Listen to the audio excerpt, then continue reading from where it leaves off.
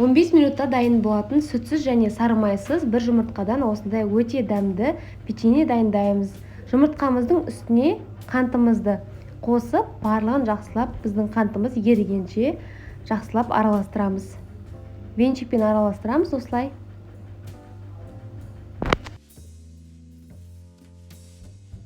Содан кейін үстіне сұйық майымызды құйып, тағы да араластырамыз.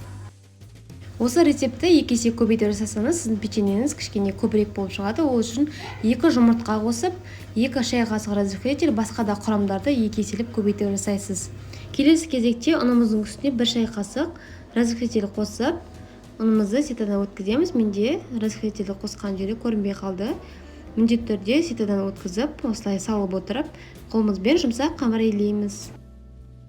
Алдағы уақытта өте дәмді тағам түрлерін және салат түрлерін, компот жабу түрлерін шығаратын боламын. Сол үшін менің каналыма тіркелуді ұмытпаңыздар. Осы печеньенің рецептісін описание бөліміне қалдырып кетемін. Басқа да сұрақтарыңыз болса, комментария бөліміне сұрасаңыздар, міндетті түрде жауап беремін.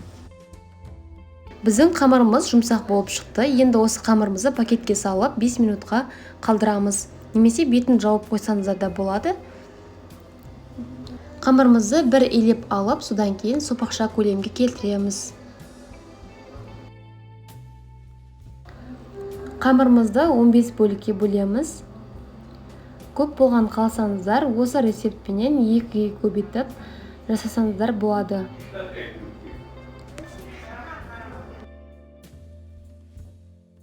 Барлығын осылай домалатып, печеньенің көлеміне келтіріп,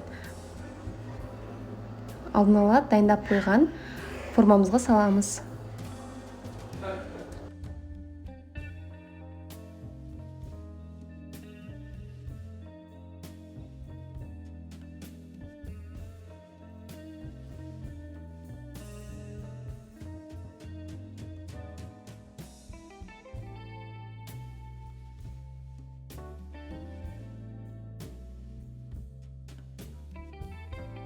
Осы кезде пешімізді алдын ала қыздырып қоямыз.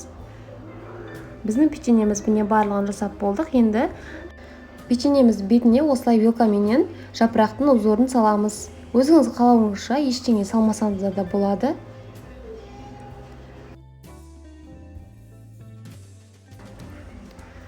Барлығы дайын болғаннан кейін әдемілік үшін бетіне аздап қант сепсек болады. Пешімізді алдын ала қыздырып қойып, 200 градуста 15-20 минут сарғайғанша пісіріп аламыз.